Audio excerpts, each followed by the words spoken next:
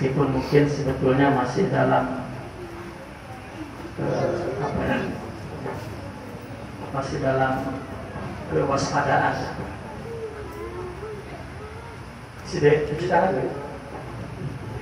Udah lupa cuci tangan. Kita cuci tangan sendiri-sendiri lah. Ya, insya Allah adanya tetamu kita di sini yang Allah mengangkat semua segala bala yang menimpa umat Islam semua.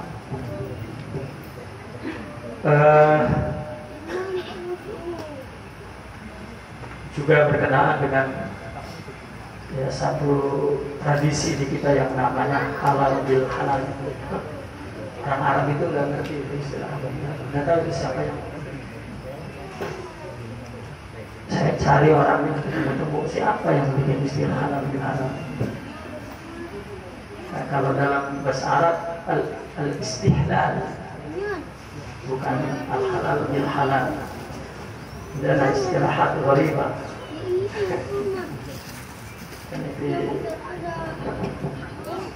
Dan ada Syawal ba'da al-Eid. Karena kullu syitah diniyah bil ijazah dari Ramadan. Supaya yadkhul Syawal taftah maratan min jadid, yani hukum awal liqa yani halal bil halal.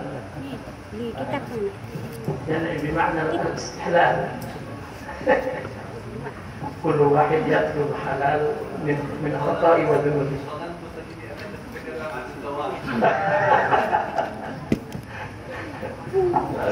يعني ما في عندكم هذا الاستثناء. يعني بمعنى كل واحد يطلب منا حلالا سماحا، سماح تجاوز مسامحة. لا أدري أنا قلت لهم لا أدري من أين هذا الاصطلاح ومن يعني أول وضع وخصت ولم أجد حتى الآن. كل الاصطلاحات يعني له وادعه. نعم، ولكن حتى الآن احنا مثلا في عندنا الحوض يعني قياسا على الموت، يعني في واحد شيخنا من حضرموت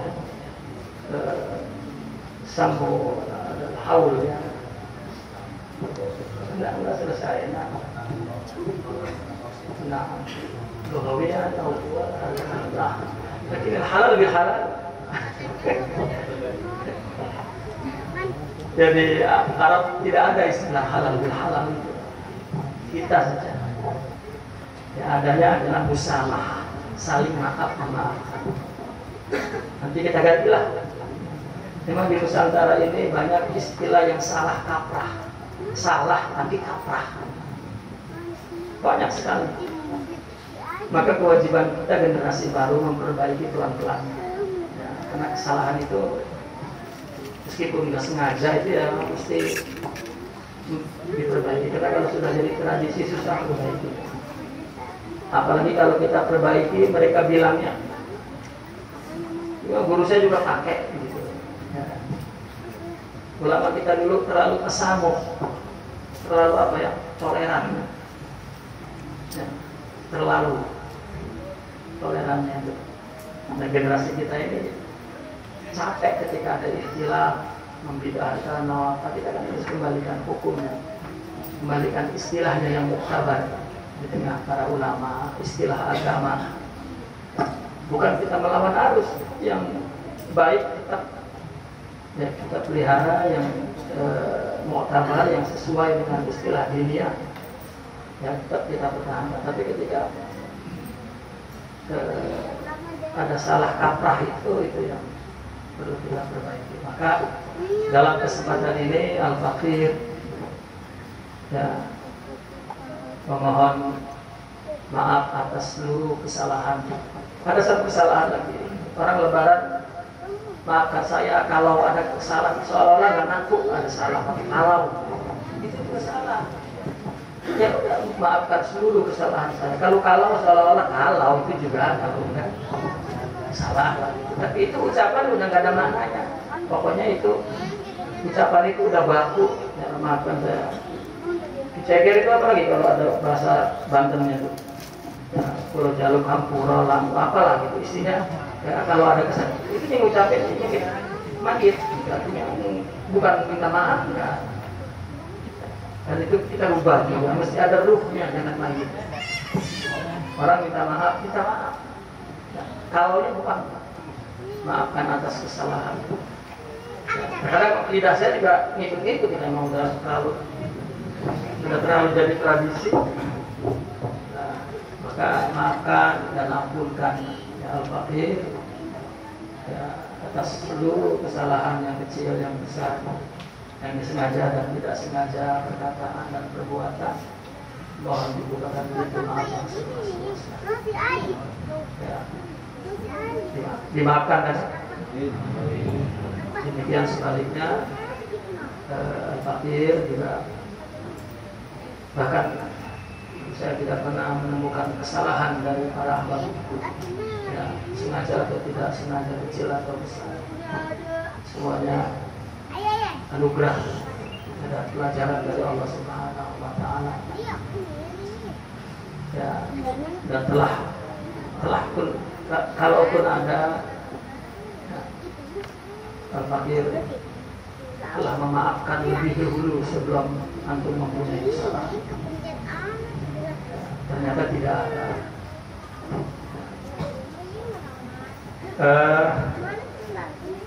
Itu yang pertama, acara musamahah, al-musamahah atau al-istihlal. Itu pun masih kurang tepat dalam bahasa Arab ya. Dan kemudian sebelum kita masuk kepada pembacaan kitab ini, mungkin kita tidak akan khatam ya baca ini. Kalau khatam ini speednya jadi 7 kalau dihatamin, mungkin 2-3 paragraf. Jadi Al-Fakir bergantian kepada ya, pertama kita hari pertama itu untuk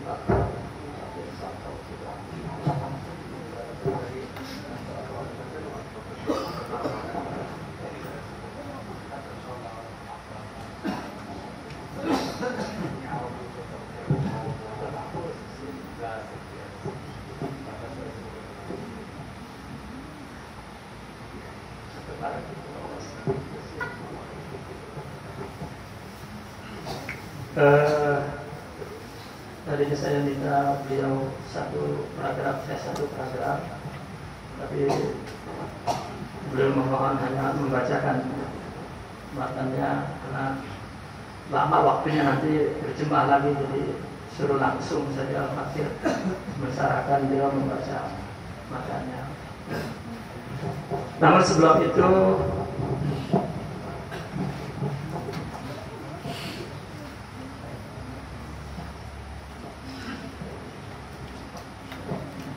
sebelum kita mulai, saya ingin mengumumkan, tadinya mau taruh terakhir, lupa biasanya ya, kalau ditunda lupa, bahwa Al-Fakir akan ya, merehab, memperbaiki, membangun majelis di Ceger.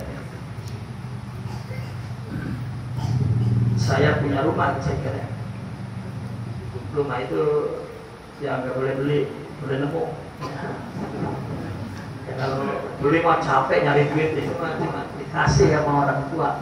Ya. Saya lupa kalau saya punya rumah, gitu ya. Nggak boleh dikasih namanya dia. Ya. Dan rumah itu saya anggap rumah bareng-bareng sampai sekarang pun.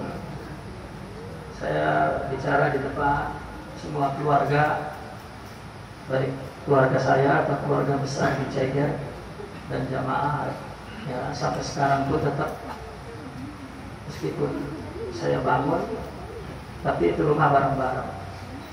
Ya, bareng-bareng untuk keluarga saya dan keluarga di Ceger semua. Karena memang Kiai Sopandi telah menjadikan rumah itu majelis ilmu, ya, untuk taklim. Memang asalnya rumah itu rumah abah saya, Kiai Nawawi dulu. Itu rumah dia. Setelah orang tuanya wafat, maka dia pindah ke rumah orang tuanya atas permintaan daripada saudara-saudaranya. Ya, atas permintaan dari abang beliau, disetujui oleh adik-adik beliau, maka abah saya pindah ke rumah bapaknya. Rumah dia kosong. Ya, satu persatu anaknya keluar dari rumah itu karena berumah tangga, punya rumah sendiri. Saya bungsu alias botot. Nah, maka rumah itu hibah. Lalu saya pergi ke Mesir. Ya udah, rumah itu kosong, ditinggal, nggak ada yang isi. Ya, sampai ayah saya wafat. Saya di Mesir, dan yang menggantikan tarikatnya, kalau yang menggantikan orang tua ya seluruh yang tua itu gantinya. Tapi yang menggantikan tarikatnya adalah salah satu dari saudara ya saya, abang saya, yaitu almarhum Kiai Sopandi. Oleh beliau rumah itu kena kosong, dibiarin diubah menjadi majelis. Lalu dinamain oleh saudara saya yang lain, Haji Muhyiddin, majelis Nyai Rokayah, ibu saya. Dan ya jadi berkah. Ibu-ibu majinya di situ, maulidnya semua sampai haul di situ. Cuma kondisinya sekarang udah merubuh. Kalau ada puting beliung mungkin hancur itu rumahnya. Nggak ada beliungnya, putingnya doang udah hancur. Ya. Saya berminat untuk membangun ketika almarhum merombak rumah abah depan masjid yang peninggalan orang tuanya, mau dimasukkan ke dalam masjid sekalian. Karena takut nanti ada apa-apa ke depan, lebih baik masukin ke masjid, maka aman. Nah,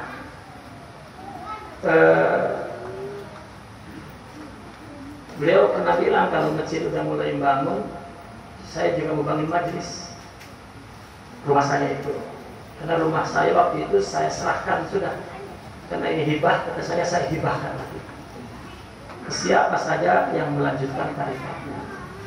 Saya ngomong juga dengan Kiai Sopandi, ini rumah hibah. Siapa yang menggantikan tarikatnya tinggal di sini. Nanti kalau wafat siapa yang menggantikan terus tinggal di sini. Saya memang dari dulu pengennya tinggal jauh, sejauh-jauhnya. Ya, bini saya kan jauh-jauh. Saya dulu memang dari muda, saya pengen punya istri nyebrang laut.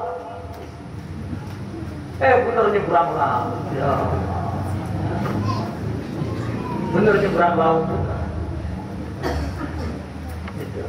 Kata siapa ya? Kata teteh saya, kalau jauh-jauh ntar kalau lebaran nggak punya ongkos, bagaimana?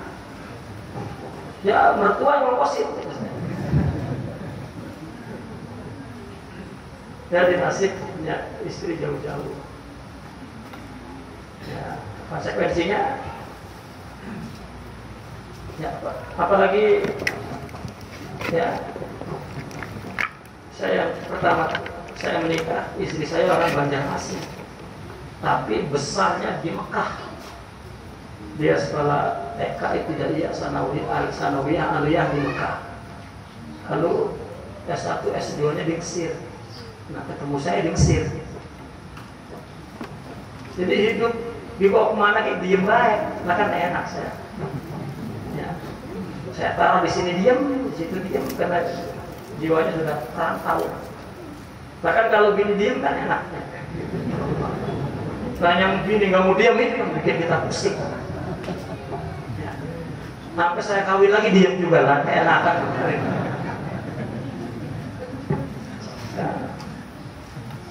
Alhamdulillah. Dan maka setelah masjid ini beliau wafat, lalu masjid ini mau dibangun. Nah, baru saya ingat omongan Kiai Isep lagi. Maka saya izin dengan abang-abang saya, ya boleh. Tapi tetap saya mengatakan, tahu saya mau tinggal di sini apa kagak, gitu. Bikinin kayak kamarnya dulu, gitu.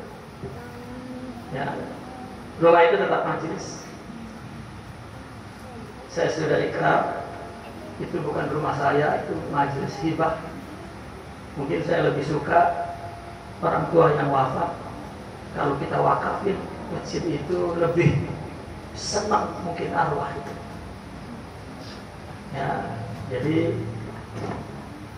itu saya hibahkan lagi kepada dakwah. Ya, saya mentar. Sekarang banyak perumahan, yang bingung kan, kita beli perumahan, aku udah. Ya. Jadi saya pikir gampang cuma naruh badan. Yang nggak ada kan sih banyak ya, badannya. Ya. Namun itu akan dibangun majelis, maka mungkin semua ya pengajian yang ada di Bekasi ya akan saya laksanakan di majelis itu. Karena majelis itu akan saya bangun 2 tingkat, bawahnya majelis, atas rumah homestay, ya homestay, Darul Diyafah, rumah tetamu. Saya pun tetamu di situ masih untuk pengajian. Nah, karena itu majelis, dan untuk memperkuat bahwa rumah itu majelis, ya,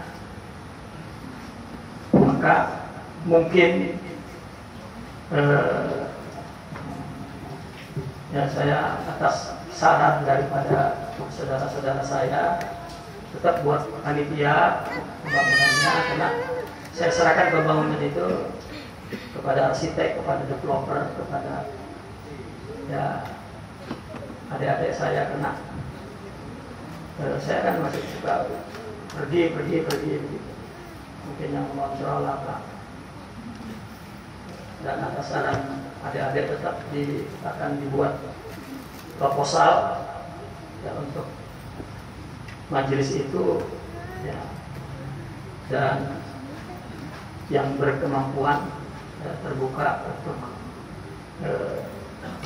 memberikan ya, bantuan dana kepada majelis itu, agar tampak merasa bersama memiliki majelis itu, dan kita akan menyelenggarakan majelis ilmu dan fikir di majelis itu, insya Allah, jika Allah izinkan. Yaitu informasi, saya berharap 6 bulan ini selesai ya, sehingga bulan-bulan kemudian di sini tetap ada majelis ya, mungkin di sini tetap malam Sabtu itu terus rutin, mungkin saya minggu malam Senin ya akan ada majelis mingguan ya. Kalau saya tidak ada ya tetap saya minta ya adik-adik saya memimpin majelis itu ya. Itu informasi saya beri, ya, artinya saya umumkan, saya memberikan pemberitahuan ya agar maklum. Ya, ada beberapa saudara minta untuk tinggal di Ceger. Ya, saya nggak pernah berpikir tinggal di mana, mau kemana, ya bodoh lah. Gitu. Kalau ada pikiran pengen di sini, saya coba. Ternyata nggak bisa, ya udah, nunggu lagi. Ya, pikiran ada di sini, saya coba berusaha di Banten. Saya berapa kali pengen di situ. Ya, saya berusaha. Ya Allah kasih rezeki beli tanah. Tiba-tiba udah beli tanah, terus kok kepengennya hilang. Kok pengen lagi di sana. Ya saya berusaha Allah kasih rezeki lagi, hilang lagi kepengennya, ya udah. Ya. Soalnya kalau dipikirin mumet, jadi kan datang kita usaha dapat, kadang nggak dapat, ya udah, tunggu lagi. Nah, saya merasa nyaman. Nah, tadi istrinya kudu diam. Ya. Tanya kenapa nggak jadi? Allah ngilangin pengen, udah. Sekarang dicari pengen nih, yang mudah-mudahan nggak hilang. Kalau dapat 6 bulan udah jadi hilang, ditinggal lagi. Ya. Karena lebih nyaman mendengar dari suara hati. Ya. Dan istafta qalbak wa aftauka wa aftaukan nas. Dengarkan kata hatimu, orang mau ngomong apa. Baiklah, itu sekedar pemberitahuan. Dan ya lupa, Senin besok saya mau merombak. Karena yang dirombak itu ada 3 tempat itu. Rumah saya yang dibangun oleh Ki Sopandi itu udah butut. Tahu bututnya? Udah ambruk, itu juga mau dirombak, batunya mau dipakai. Ada dapur umum yang dulu dibikin oleh ibu saya itu juga nggak pakai, itu juga mau dirombak, batunya, kayunya, termasuk rumah majelis itu sedikit kalau itu. Dan tidak tahu apakah rumah Ki Sopandi juga saya mau beli batunya untuk dipakai dirombak. Jadi hari Senin jam 11, jam 10 lah mungkin Kiai Thohir itu jam 10 dia udah selesai ngaji Seninnya. Nah, jam 10 hari Senin depan, besok lusa. Ini Jumat, Sabtu, Minggu, Senin. Yang sempat aja, yang dekat-dekat, kalau yang jauh lah, ya jangan. Yang dekat aja, dekat Sela. Ini kan saya lihat ada apa dari Cirebon, dari Tangerang, dari Bogor. Ya. Saya ngundang yang di sini, di Bekasi, yang di Pelar, yang di Buak, yang di Selang, yang di Ceger juga. Dari Guru Mahmud ya, dari Guru Mahmud ada Mang Koyim, ada Mang Koyim juga. Ya hari Senin mana Mang Koyim? Ya hari Senin mah, hari Senin habis ngaji lah, kita akan kedengeran itu. Saya pagi sama Kang Nasrullah sudah ada di rumah Haji Mas Ria, kelar ngaji langsung kita berdebat. Gampang rombak mah asal buat dulu nih kata rumus. Ya, baiklah, kita baca 1 atau 2 fakhr-fakhr kitab ini, dan insya Allah kita akan khatamkan ya di Sabtu depan. Karena selama pembangunan ya saya selalu ada di sini, dan saya usahakan Sabtu hadir dan kita sambung pengajian ini. Kalau saya belum pergi ke Malaysia, karena saya udah tinggalin istri saya di Malaysia itu 4 bulan itu. Ya. Rencana pulang bersama beliau ke Malaysia itu awal Juli rencana. Ya, tapi kalau udah masuk nggak boleh pulang, kecuali nanti September tanggal 1 baru boleh pulang. Jadi lockdown lagi 2 bulan misalnya. Ya, boleh pulang. Ya, nanti balik lagi ya. Tes swab lagi baru swab nanti. Ya, dan memang nggak boleh kalau udah masuk. Pertama 2 minggu nggak boleh keluar rumah. Setelah itu sampai akhir Agustus nggak boleh. Ya, keluar negara. September baru boleh keluar negara. Saya makasih sama anak, bukan emaknya, namanya sama Bang. Saya sama anak, kecil-kecilan. Nah, ya istri mah kan orang lain. Kalau anak kan darah daging saya. Ya. Baiklah.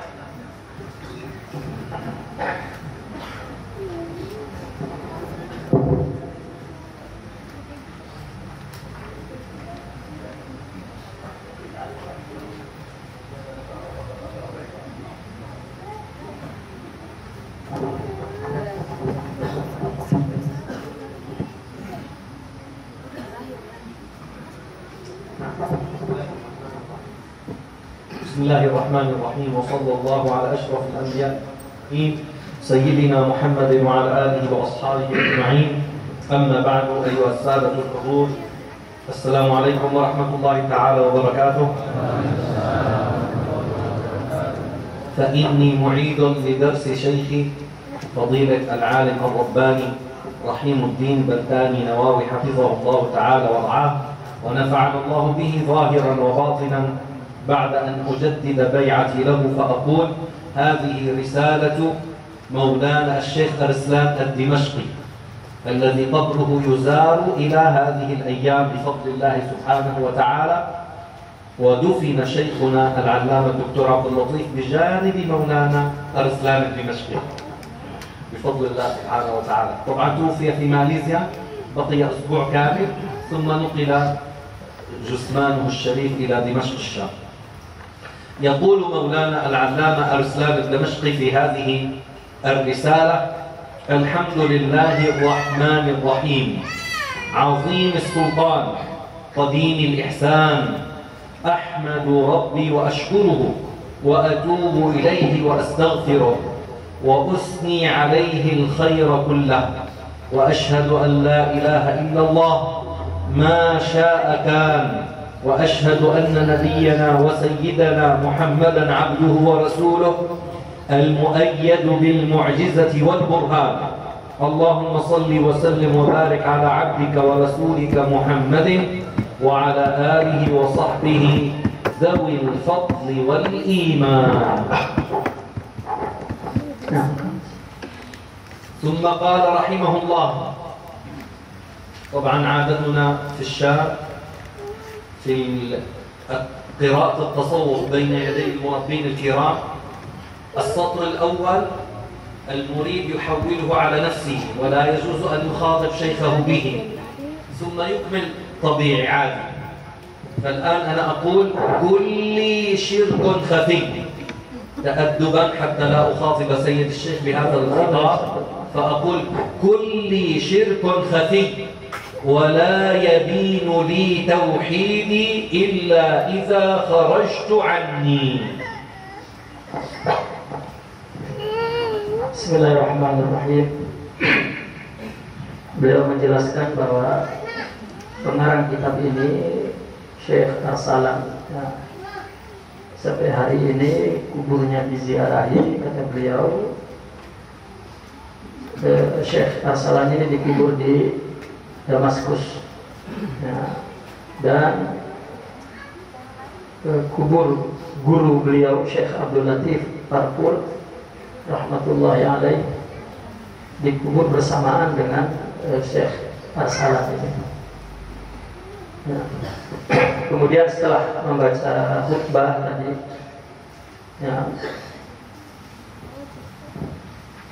beliau baca tadi bukan kulluka tapi kulli. Itu adalah satu adab, kebiasaan di dalam dunia tasawuf. Ketika membaca kitab di depan gurunya, beliau allaman al-adab, mengajarkan kita adab. Ketika baca di depan guru, mula-mula kalau ada kalimat khitab engkau, itu jangan diengkaukan katanya, karena tidak etis mengengkaukan guru. Jadi domirnya dikembalikan kepada saya. Ketika kullu syirkun khafi, kulli syirkun khafi. Setelah itu mula-mula saja, setelah itu kita seperti biasa. Itu adab. Memang banyak sekali di dalam tasawuf itu adab sebetulnya yang perlu dipelihara, tapi di kita ini susah dipraktekkan karena sebagian besar tasawuf berjalan berdasarkan tradisi, hilang etikanya. Ketika kita mau dirikan etika, aneh gitu ya. Padahal tasawuf kulluhu adab. Tasawuf semuanya adab. Arti daripada, maksud daripada ibarah tadi, semua ya, dirimu itu adalah syirik yang halus. Syirik itu kan menduakan ya. Kita memandang bahwa orang yang melakukan syirik menduakan Tuhan Allah dan selainnya. Orang sufi berbicara kepada sumber syirik itu apa? Yaitu nafsu. Bukankah orang yang menyembah selain Tuhan itu adalah karena nafsunya? Menyembah harta, menyembah tahta, menyembah itu kan nafsunya. Maka sebenarnya objek Tuhan yang diserikatkan oleh dia itu adalah sebuah surah gambar dari jiwanya. Kalau jiwanya tauhid, ya tauhid, memandang semua itu berasal dari Allah. Tapi kalau jiwanya tidak tauhid, maka dia akan memandang selain Allah itu seperti independen, seperti berdiri sendiri, bahkan sering tidak ada hubungannya dengan Tuhan. Maka tauhid ini mengatakan semuamu itu apa? Dzatuka wa sifatuka wa af'aluka. Dirimu, sifatmu, totalitas, kesemuahan kita kan terdiri daripada diri, sifat, dan perbuatan. Kita merasa bahwa itu independen, bukan. Itu adalah manifestasi surah atau majalah dari zat, sifat, dan fi'il Allah Subhanahu wa ta'ala. Allah ada, maka kita ada. Ada kita bukti secara sederhana, akal ada, kita bukti ada Allah. Ada itu kan terdiri daripada zat, diri. Diri itu di dalam diri itu ada sifat tumbuh dari situ, lalu diactionkan dalam perbuatan. Maka diri kita adalah definisi, katakan definisi dalam tanda kutip, Tuhan. Sehingga kita menyaksikan Allah pada semua gerak-gerik kita. Kalau kita melihat itu independen, seolah-olah ada dua hakikat, aku dan engkau Tuhan. Jadi itu sebabnya akidah tauhid ini ketika Allah menimpakan musibah kepadanya, dia memandang bahwa Allah itu menjalininya, meskipun tidak itu maksudnya, tetapi dia merasa ya Allah ya. Maka doa yang keluar dari jiwa seperti ini seolah-olah memberitahu Allah, kalau saya menderita sekali ya Allah, tahukah engkau? Ditanya pula ya. Bukan sekedar ditanya, dikutuk, di manakah engkau berada wahai? Kenapa kau biarkan aku? Seolah begitu padahal. Maka saya upamakan seperti gambar yang muncul di layar dimunculkan oleh proyektor. Gitu. Kan ada dua, satu yang ada di roll, kedua yang ada di layar. Kan serikat itu namanya. Nah seperti itu. Nah untuk mentauhidkan Allah itu tidak bisa kecuali engkau keluar dari dirimu. Nah ini bagaimana ini kan redaksinya keluar, kita bayanginnya kan ruh kita keluar dari diri kita. Dan ini kesalahan banyak orang sufi membaca kitab hakikat seperti ini.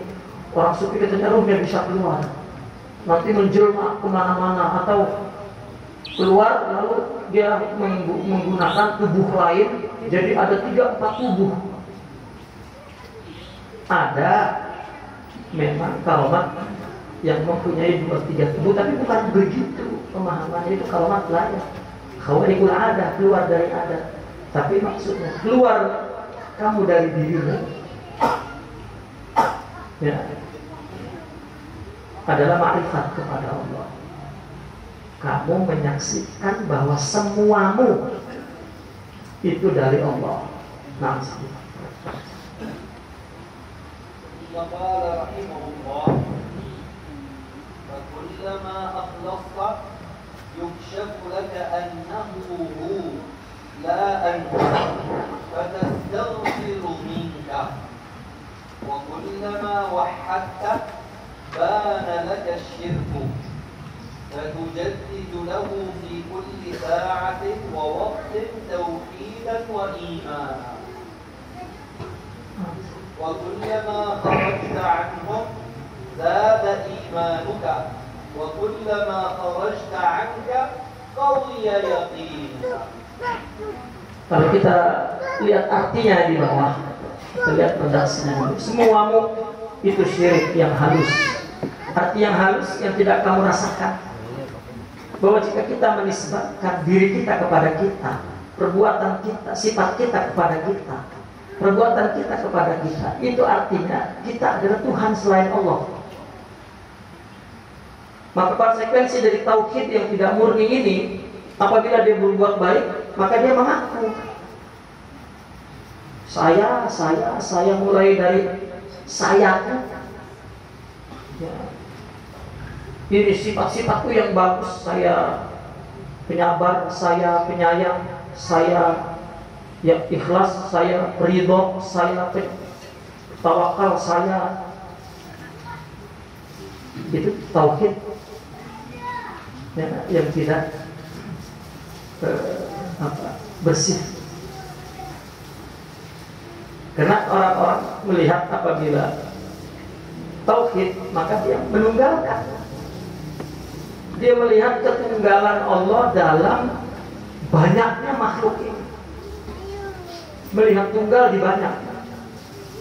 Disitulah kekuasaannya, kudratnya. Ya maka dan tauhidmu tidak nyata padamu kecuali jika engkau keluar darimu. Kalau kita belum melihat bahwa diri kita semua dari Allah, itu namanya keluar darimu. Saya ulang sekali lagi. Jika kita belum melihat bahwa semua diri kita, gerak-gerik kita itu adalah ciptaan Allah, begitulah sederhananya, maka kita belum keluar dari diri kita. Kita masih merasa kita yang menciptakan, padahal tidak. Ya. Kenapa? Karena Allah, innallaha khalaqaka wa nasaba ilaik. Allah menciptakanmu lalu dinisbatkan kepadamu, sehingga akumu itu diakui akuku, bukan suratullah majrallah. Dan ini tauhid untuk menyaksikan semua dari Allah. Nah, apabila sudah keluar, artinya sudah keluar itu, sudah dapat menyaksikan bahwa kita ini, coba kita sehari-hari kan semua ala majaril aqdar, semua ketentuan Allah. Kita setiap hari menunggu apa yang akan Allah takdirkan kepada kita, dan kita menyaksikan itu terjadi pada diri kita. Itu yang melihat bukan pikiran, tetapi melihat itu zauk, bukan akal, tetapi zauk. Zauk itu apa? Rasa dari iman. Zaqa ta'mal iman, zaqa halawatal iman. Zauk iman. Dari mana? Dari hakikatul iman, yaitu yang kita sering sebut jika jiwa kita punya sifat-sifat mulia, akhlak yang di dalam tarekat disebut maqamat ruhiyah. Jika kita memiliki itu, maka itu namanya jiwa ya, yang sempurna. Ya. Seperti tubuh ini sempurna, punya mata, punya telinga, tapi telinga batin, mata batin, lidah batin, seperti yang dalam hadis qudsi katakan, kuntu sam'ahu alladhi yasma'u bihi wa basarahu alladhi yabsuru bihi. Aku pendengaran yang kau pakai mendengar dan seterusnya.